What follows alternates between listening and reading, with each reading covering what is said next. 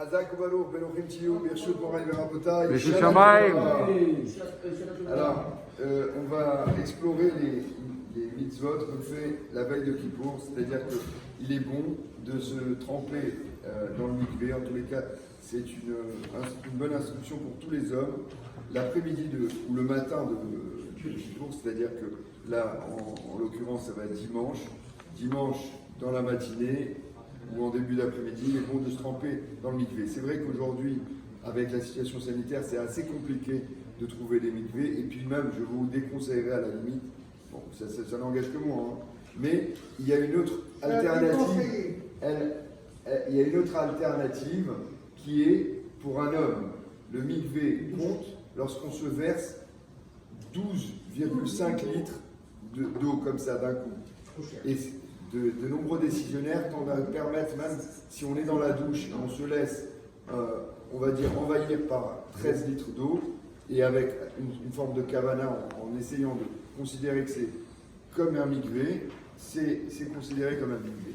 Donc la veille de Kippour, faites ça, allez dans votre douche et attendez quelques minutes, on va dire 4-5 minutes comme ça, sans bouger, sans vous rincer avec du savon, et considérez que vous faites un mikvé. Autre chose, juste avant le jeûne, on fait ce qu'on appelle la Seouda Mafseket, c'est-à-dire la Seouda qui va nous permettre de tenir le jeûne. Dans cette Seouda, comme le Yom Kippour c'est un Yom Tov, donc il faut que ça soit une table de fête. C'est une vraie table de fête, et on s'assoit et on dîne avec gaieté, chacun selon ses traditions.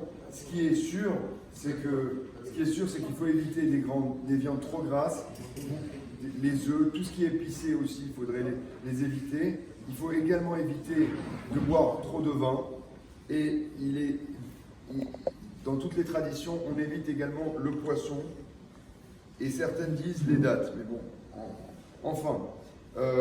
Donc vous savez également que la veille de Kippour, c'est-à-dire dimanche après-midi, on se retrouve ici pour faire Minha, parce que Minha on ne le fait pas à l'entrée de Kippour, on le fait bien avant, c'est-à-dire vers, à mon avis ça va être défini, mais ça sera autour de 14h30. 14h30, voilà, c'est déjà donné. Et voilà, et tous ces lois sont là pour nous amener à préparer bien Kippour. Juste, je terminerai sur le fait que quand on mange, quand on finit le Birkat Hamazon de cette Seouda Mafseket, il faut avoir l'intention de pouvoir continuer à boire ou à manger.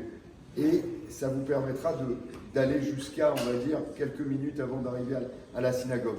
Les femmes, quand elles allument la bougie, elles rentrent directement dans la fête, et elles font souvent Shehrianou, parce que nous, on va faire Shehrianou dans la synagogue. Et nous, les hommes, il faudra bien venir un petit peu avant, il ne faudra pas venir limite, parce qu'il est bon de rajouter quelques minutes du kadosh sur le chol. Donc il faudra venir quelques minutes avant, et après, quand vous êtes à la synagogue, vous prenez sur vous le fait de rentrer dans Kippour.